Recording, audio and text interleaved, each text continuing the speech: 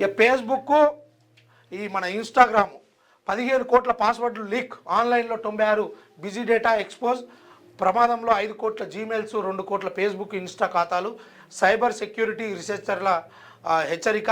వాస్తవానికి చెప్పాలంటే తెలంగాణ రాష్ట్రమే కాదు, యావత్ ప్రపంచం కూడా సోషల్ మీడియాలో లీనమై ఉంది. ఎందుకంటే ఇవాళ రేపు ఒక ట్రెండింగ్ కూడా సాగుతుంది. హే, నీకు ఇన్స్టాగ్రామ్ ఉందా, నీకు ఫేస్బుక్ ఉందా, కొంచెం నీ ఐడి నాకు షేర్ చేయి, మన ఇద్దరం అందులో మాట్లాడుకుందాం, మన ఫోటోలు అందులో షేర్ చేసుకుంటాం. ఎవరూ ఊహించని విధంగా ప్రస్తుతము ప్రేమికుల మధ్య కావచ్చు, లేక ఇతర సంబంధాల వ్యక్తుల మధ్య కావచ్చు, ఇలాంటి కాన్వర్సేషన్ నడుస్తూ ఉంది.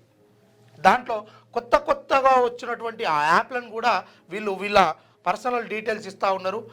తస్మాత్ జాగ్రత్త, ఎందుకంటే ఇప్పటికే స్నాప్లో మాట్లాడడము, స్నాప్లో చాట్ చేయడము, లేకపోతే ట్విట్టరు, మరి లేకపోతే ఇది అదేవిధంగా ఇంకోటి ఉన్నది కదా, ఏది మన దాని పేరు కొత్త వచ్చినాయి, ఇన్స్టా, అది టెలిగ్రాము, ఇవన్నీ ఉన్నాయి కదా. వీటిలో అప్పుడు వీచాట్ అని కూడా ఏదో ఉండే.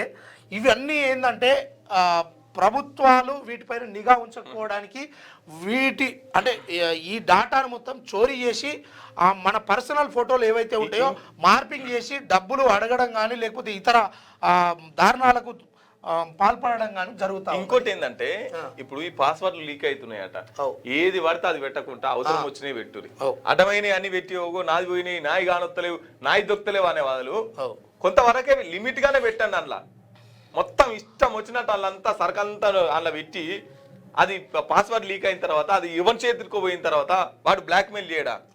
ఎందుకు మరి సోషల్ మీడియాలో అంతా ఎగేసుకొని పెట్టే అవసరం ఏముంటది? దానికి కొంత ఎంతవరకు పెట్టాలో అంతవరకు, దాన్ని ఎట్లా వాడాలనో అట్టే వాడుర్రి.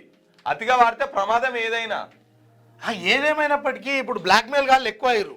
మనం చూస్తూ ఉన్నాం, చాలా మంది బ్లాక్మెయిలర్స్ ఉన్నారు. అందులో భాగంగానే 4 గోడల మధ్య వాళ్ళ పని కానిచ్చుకుంటారు, మిగతా గోడల మధ్య వీళ్ళని తెర మీదకి తీసుకొస్తారు. అందుకోసం అడ్డమైన యాప్లు వచ్చినాయి.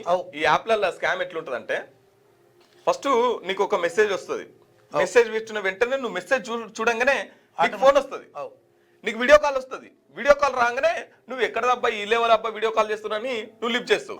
నువ్వు లిఫ్ట్ చేసిన తర్వాత ఏమైతుంది, అక్కడ న్యూడ్ బొమ్మలు ఉంటాయి. నిజంగా అమ్మాయిలు కూడా ఉండరు, ఆ న్యూడ్ బొమ్మలు ఉంటాయి, నువ్వు కనబడతావు కదా. నీ కెమెరా వాళ్ళ కెమెరా ఇద్దరిది ఉంటుంది కదా. ఇద్దరు ఉండగానే ఈ స్క్రీన్ షాట్లు లేకపోతే ఒక 30 సెకండ్ ఈ వీడియో ఏదైతే ఉంటాయో ఆ ఫోన్ కట్ అయిన వెంటనే ఈ వీడియో నీకు పంపిస్తారు. మళ్ళీ అదే ఈ వీడియో నీకు పంపించి కొట్టు 15,000 రూపాయలు కొట్టు. అంతే. లేదు ముచ్చట చెప్తున్నా, లేదు కొట్టలేదు అనుకో, నీ ఫేస్బుక్ లో మ్యూచువల్ ఉంటారు కదా, లేకపోతే నీ ఇన్స్టాల్ మ్యూచువల్ పంపిస్తారు. దాంట్లో 5 పంపుతారు. ఆ 5 ఏమనుకో, మధుగాడికి ఇట్లా న్యూట్ కాల్స్ మాట్లాడుతున్నాడు ఏమరా అని వాళ్ళు అనుకుంటూ ఈ 5 పంపినట్టు స్క్రీన్ షాట్లు నీకు పంపుతారు. ఈ 5 స్క్రీన్ షాట్ కూడా నీకు పంపి 5 పంపినా ఇంకో 5 వెళ్తున్నాయి. పంపుతావా, పైసలు కొడతావా, కొట్టావా? నువ్వు నీకు తెలియకుండా కాల్ లిఫ్ట్ చేసినా సరే వాళ్ళ అధినంలోకి వెళ్ళిపోతావు నువ్వు. అంతే. నీ పర్సనల్ నువ్వు ఏదైతే సీక్రెట్ రూమ్ లో తీసుకున్న ఫోటోలు కానీ ఇంకోటి కానీ అన్ని వాళ్ళ అధీనంలోకి వెళ్ళిపోతే నువ్వు బ్లాక్ మెయిల్ అయితే నెలకు 20,000 సంపాదిస్తే 20,000 వాళ్ళే అడుగుతారు. ఈ పెద్ద ఫోన్ వచ్చిన కానీ మనిషికి ప్రైవేట్ లేదు. నువ్వు ఫోన్ మాట్లాడితేనే రికార్డ్ చేస్తేనే రికార్డ్ అనుకుంటావు. ఇప్పుడు ఎట్లా? అవును, ఇప్పుడు ఐఫోన్ ఇంకా ఎక్కువ సెక్యూరిటీ అనుకుంటాం కదా, ఐఫోన్ ఇంకా చాలా ఈజీ, హెచ్చరికిస్తుంది, అది మొత్తం వింటుంటది. ఇప్పుడు మొత్తం వినంది హే సిరి అనగానే అది ఎట్లా వలుకుతుంది? వాస్తవమే. అంటే మన మాటలన్నీ వింటుంది అది. ఇప్పుడు ఇవన్నీ మాట్లాడుకునేటి కూడా అది వింటుంది కాబట్టి హే సిరి అనగానే అది వలుకుతుంది. త్వరలో ఏఐ గురించి కూడా ఒక మంచి కాదు, దానిలో ఉన్నటువంటి మంచి చెడు 2 చెప్పే ప్రయత్నం చేస్తాం. ఏఐ చాలా డేంజర్. ఎందుకు అని అంటే, ఇప్పుడు ఫోన్లు కెమెరాతోటే నీ డేటా పోతుందని అనుకుంటున్నావు, కానీ ఏఐ పవర్ తోటి కూడా నీ డేటాను గుంజుకునే ప్రయత్నంలో ఉంది. ఇది మనుషులు అత్యంత తెలివి గల వాళ్ళు చేసినటువంటి ఒక ప్రయోగంలో దీంట్లో మంచి ఉంది, చెడు ఉంది. కానీ ఎంతవరకు వాడుకుంటే అంతవరకే పనికొస్తా ఉంటుంది.